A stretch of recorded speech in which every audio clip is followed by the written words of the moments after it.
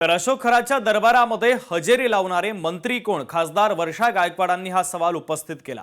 खरात प्रकरणातील सर्व संबंधितांची चौकशी करा, खासदार वर्षा गायकवाड यांनी मागणी केलेली आहे। चाकणकरांच्या राजीनाम्याने हा प्रश्न सुटणारा नाही, कारण फक्त रुपाली चाकणकरच नव्हे तर त्याबरोबर असलेले असंख्य जे बाकीचे राजकीय नेते ज्यांच्या वरदहस्तामुळे आणि ज्यांच्या राजकीय वलयामुळे इतर मंडळी त्या ठिकाणी अशा बंधुबाबांकडे जातात आणि त्याला बळी पडतात। मोठ्या प्रमाणामध्ये त्यांचं आर्थिक आणि लैंगिक शोषण होतं, त्याची जबाबदारी ह्या प्रत्येकाला घ्यावी लागेल।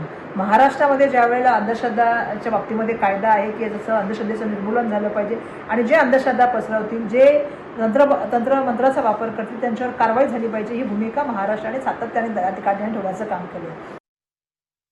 अशोक खरात यांच्या प्रकरणातील सर्व दोषींवर कठोर कारवाई झाली पाहिजे अशी मागणी आता काँग्रेस नेते बाळासाहेब थोरात यांनी केली आहे। धर्माचा वापर किती चुकीच्या पद्धतीने होतो याची शिकवण आता आपण घेण्याची गरज आहे, असं देखील काँग्रेस नेते बाळासाहेब थोरात यांनी यावेळेस म्हटलेलं आहे। गेले काय झालं की आता आपण पाहतो आहोत, याच्यात दोषी असतील, जे गुन्हे घडले असतील ते गुन्ह्यांचा निश्चित तपास झाला पाहिजे। काही गोष्टी अत्यंत दुर्दैवाच्या आहेत की वस्तुस्थिती आहे, सगळ्या गोष्टी समोर येत आहेत। आता शेवट पाहायचं, जे दोषी असतील, ज्यांच्या हातून गुन्हे घडले असतील, त्यांना शिक्षा ही झालीच पाहिजे।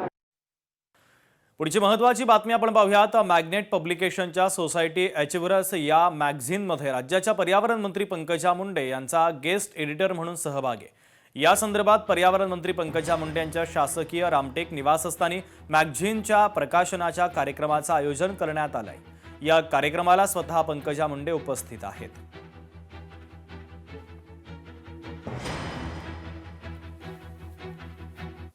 आज सर्वप्रथम मी सोसायटी अचिव्हर्सच्या कव्हर पेजवर मला स्थान दिल्याबद्दल आणि माझी स्टोरी शेअर केल्याबद्दल सोसायटी अचिव्हर्सचे मिस्टर दामनकर आणि हू इंटरव्ह्यूड मी, ज्यांनी मला इंटरव्ह्यू केलं त्या अँड्रिया, त्यांचे खूप खूप आभार मानते। मिळाला खूप जेन्युइनली मला प्रश्न विचारले गेले आणि खूप जेन्युइनली माझ्या ही स्टोरी म्हणजे it's not a story, it's a reality, कसं मला प्रत्येक प्रसंगात वाटलं इतकं सुंदर शब्दात त्यांनी मांडलं।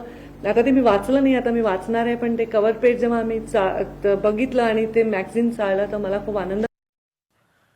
कोरेगावमध्ये आमची युती भारतीय जनता पक्षासोबत आहे असं वक्तव्य आमदार महेश शिंदे यांनी केलं।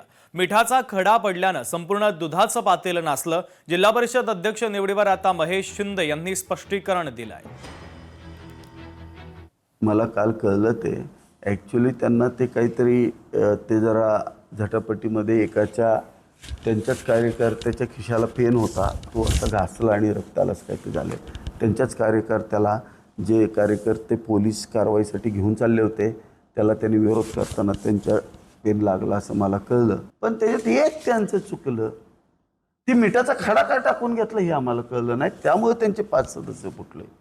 जर तो मिठाचा खडा म्हणजे शशिकांत शिंदे जर आले नसते महाविकास आघाडीचा, तर मग मात्र त्यांचे जे 5 सदस्य जे राष्ट्रवादीचे आमच्याकडे आले ते आले नसते। लोकशाही मराठी ऐका, पहा, जागरूक रहा।